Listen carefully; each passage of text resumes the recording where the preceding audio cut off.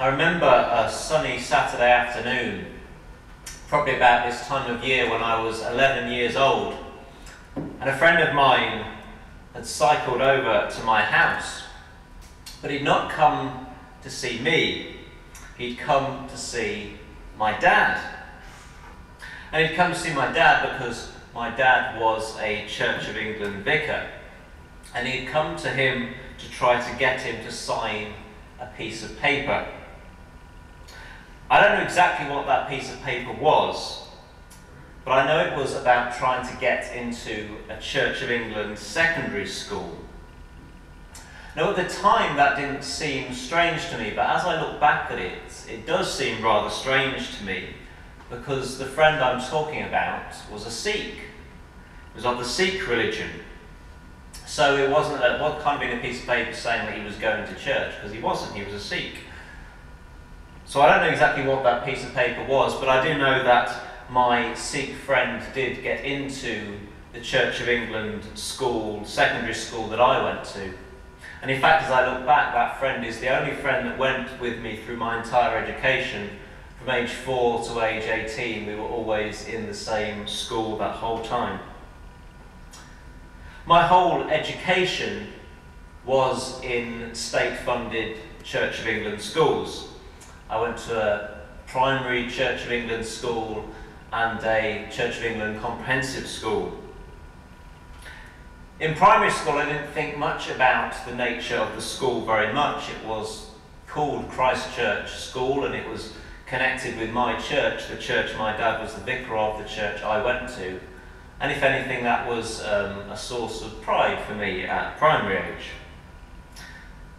But at secondary school, in my comprehensive school, I began to question this strange system and began to have some serious doubts about aspects of the faith school that I attended. The main thing I objected to in the school was forced worship, as well as normal assemblies every other Friday. We went to the church that was just next door to the school and had a worship service, and I really detested it. I really detested it. I didn't like it at all. And it wasn't because it was worship that I disliked it. I went to Sunday worship voluntarily. When I was a teenager, it was up to me whether I went to church or not. And I chose to go to church on Sunday. But I hated being forced to go to church on Friday. And I hated the whole ethos of being forced. You will behave, you will do your homework, you will worship God. I found that rather distasteful. I really hated it.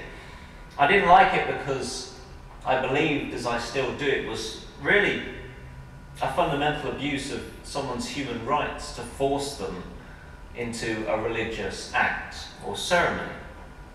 But more than that, I thought it abused the very idea of worship. The very idea of worship is something voluntary, something where we give ourselves voluntarily to the holy, to God. And the very idea of forced worship seemed a contradiction to me. And my main, a regret I have, a real regret I have, is that I didn't kick up more of a fuss about it. If I had my time again and went back to age 11 with the confidence and knowledge that I have now, I would have been a right awkward thing in that school. I would have kicked up a fuss and I would have said no, and I would have taken it to the Court of Human Rights about it. So I really kind of objected to it, but I didn't quite have the confidence to really push, and if I had my time again, I would have pushed that. Having said that, going to a faith school did give me opportunities that I wouldn't otherwise have had. There was a chaplain at the school who was also a religious education teacher, and he did some good things. He did lunchtime debates where we talked about moral and spiritual issues, and I loved that stuff. I thought it was great, and I really appreciated that. It was to me that spiritual education that William Ellery Channing speaks about in that reading. And also the chaplain organised a trip, a pilgrimage, from the school to the Thésée community in France when I was 17 years old in sixth form. And that was something, that was an experience that changed my life. And I got that through that trip being organised through my Church of England school. But the main thing I valued about my education was the experience of the diversity of the student population. I don't know exactly what the admissions criteria were to that school. These things are always terribly complicated. But whatever they were, the outcome was that the student population was very diverse. It reflected the town where I grew up. There were certainly Christians there, certainly Anglicans, but there were also atheists there. I know there were atheists there because one of my best friends, who I was just the best man of at his wedding a few months ago, is an atheist and was an atheist when he was a student, and his parents are atheists, and he was there. My Sikh friend, there were Sikhs there, as I said. My Sikh friend got into the school. There were Hindus there, and there were a lot of Muslims there. In fact, I think the student body was about 60% Muslim. It was majority Muslim in the student population. And that experience of living together, of working together with people of other faiths, I think is incredibly valuable. And it almost, to me, goes without saying that's just the way the world is, the way the world obviously should be, that just people have different religions and we get along together and we know each other and we are friends with each other. And as much as there's a value in kind of formal interfaith work where we sit down and we have a cup of tea and we get up and we talk about our faith and then the other person talks about their faith and all of that, as much as that's valuable, it's really very little compared to the just everyday lived experience of being with people of other faiths and rubbing along with them and being friends with people of other faiths. Unfortunately, that experience is not available and does not happen in all state-funded faith schools. Faith schools, though they are 90%-ish funded by the taxpayer, can set whatever admissions criteria they like. Some are generous and hospitable, like the school I went to, and others are not. Others are very strict in saying this is only a school for people, for students, for families of our religion.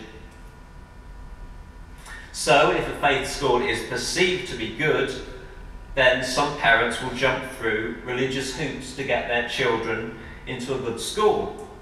Parents will attend a church, get the form signed by a vicar to get their children into the best school they can. And who can blame them? Who can blame them? Every family wants the best for their children. You can't blame people for wanting to do whatever they can to get the best education they can for their children. But I think there's a problem in this system. For one, it can only measure attendance. Someone might go to church, might sing the words, say the words, and not mean any of it, not have any of it be actually touch their hearts. But if they attended, they would get the stamp, and that would help them get into the Christian school. But if you did have a very strong faith, but chose to worship only in your family environment, if you worshipped at home with your family and really meant it, then you wouldn't get into a school of that faith because you couldn't prove the attendance, which is the way that they do the system, improving attendance. The system seems to encourage dishonesty. This is a very strange system. We know that here in Bolton. In this town, a family could be committed Unitarian Christians, yet be refused entry to a Christian school because they're the wrong kind of Christian.